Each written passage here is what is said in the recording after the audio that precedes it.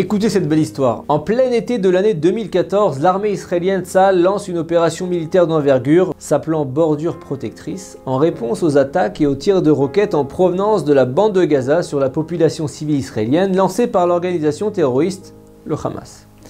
Des prières sont organisées dans les communautés juives du monde entier pour la réussite de l'opération, la protection des populations civiles et aussi des soldats engagés sur le front. Binyamin Moss est un enseignant dans un établissement d'enseignement secondaire à Baltimore, dans l'État du Maryland, aux États-Unis. Il se soucie beaucoup du sort des jeunes soldats israéliens et il décide de s'inscrire à une hotline pour recevoir le nom d'un soldat engagé sur le front pour prier pour lui. Il compose le numéro, il reçoit le nom d'un soldat pour lequel il doit prier. Le soldat s'appelle Eitan Ben Edna. L'opération terrestre sur Gaza a commencé jeudi soir. Binyamin est très attaché à sa mission. Et dès la prière d'Arvit, donc la prière de jeudi soir, il mentionne Eitan Ben Edna, puis à nouveau le lendemain matin, dans la prière de Shacharit. Après la prière, au moment de s'asseoir pour prendre le petit déjeuner, il découvre aux informations qu'un premier soldat a été tué. C'est le sergent Eitan Barak qui a été mortellement touché dans le nord de Gaza dans la nuit, à 3 h du matin. Binyamin a un haut-le-cœur, il est très touché par ce drame. Et en plus, il se demande si c'est le soldat pour qui il vient tout juste de se mettre à prier. Il parcourt tous les sites internet d'information, il recherche désespérément le nom de la maman de Eitan Barak, il ne trouve pas. Eitan, c'est un des 10 prénoms les plus populaires en Israël, mais Edna, donc le nom de sa mère, est assez rare. Donc Binyamin se dit que tant qu'on ne lui donnera pas de preuve qu'il est décédé, il continuera à prier pour son soldat jusqu'à la fin de la guerre. Il enregistre bien Eitan Ben Edna dans la mémoire de son téléphone et mentionne son nom avec une grande conviction dans ses 3 prières quotidiennes. Mais au fond de lui, il y a toujours ce doute que ses prières aient vraiment un effet, parce qu'il reste avec le mauvais pressentiment que ce premier soldat tombé au combat, c'est le sien. Et finalement, la situation en Israël s'apaise et Tsahal se retire de la bande de Gaza. Des mois ont passé après cette histoire, puis des années, et donc un été, Binyamin décide de partir quelque temps en Israël. Il n'y a plus été depuis longtemps et il a hâte de retrouver Israël, se rendre au Kotel, au mur des lamentations, au caveau des patriarches et aussi pour faire de belles excursions. Le programme a été soigneusement planifié, excepté pour une chose. Binyamin veut recevoir une bénédiction du grand maître de la régénération, le Rav Chaim Kanievski, et il a entendu dire que c'est très difficile d'avoir un entretien privé avec le Rav.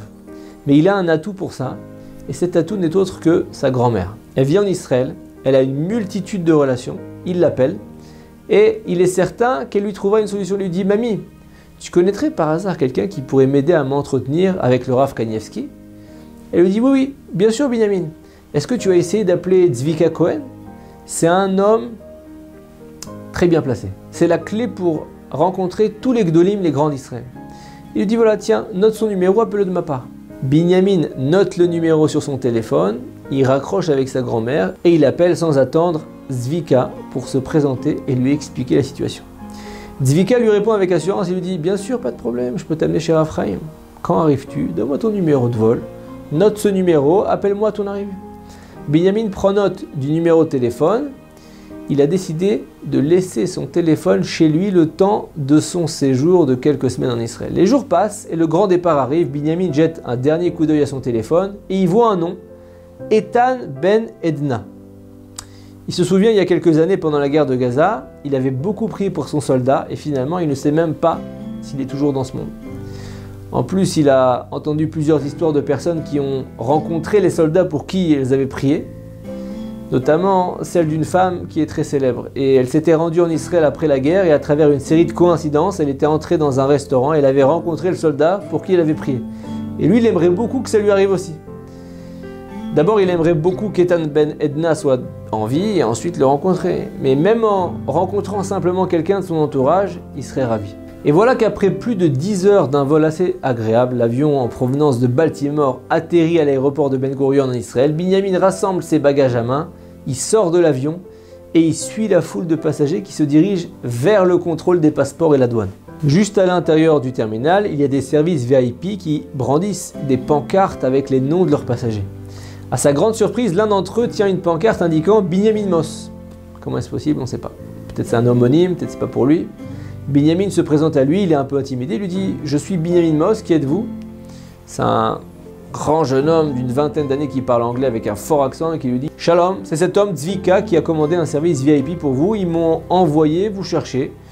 Je vais vous passer faire le contrôle des passeports et récupérer vos bagages. » Binyamin est agréablement surpris, il ne s'attendait pas du tout à recevoir un tel service de luxe de la part de Zvika. La personne prend ses bagages, fait asseoir Binyamin dans une voiturette de golf et commence à conduire, contournant les allées et la foule de voyageurs. Et quand ils atteignent la file rapide du contrôle des passeports, ils sortent tous les deux de la voiturette et le monsieur porte les bagages à main de Binyamin qui lui dit « Merci beaucoup, comment vous vous appelez aussi ?» Il lui dit « Ah, je suis désolé, j'ai oublié de me présenter, je m'appelle Ethan. » Binyamin est un peu décontenancé. D'un coup, le prénom d'Ethan, ce soldat pour qui il avait prié des années auparavant, lui revient en tête.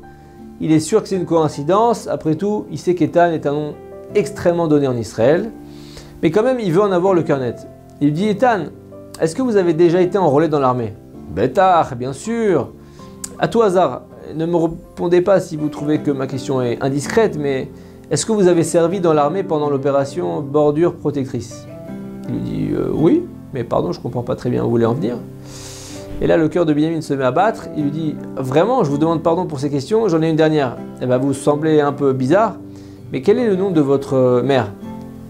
Ethan, il est un peu gêné. Il regarde bizarrement son client. Il lui dit « Bon, ok, mais ne le prenez pas mal. C'est la dernière question à laquelle je réponds sans que vous m'expliquiez pourquoi cet interrogatoire. Le nom de ma mère, c'est Edna. Ça vous va ?» Là, Binyamin reste silencieux. Il lève les yeux au ciel. Ethan le regarde sourire et pleurer en même temps sans comprendre ce qui peut arriver à ce mystérieux client. Et comme Binyamin, on ne mesure pas toujours et encore moins immédiatement qu'une prière n'est jamais vaine. Une prière sincère, une prière pure, elle est toujours entendue. Et même si on n'en voit pas toujours la finalité, le ciel l'utilise toujours à bon escient.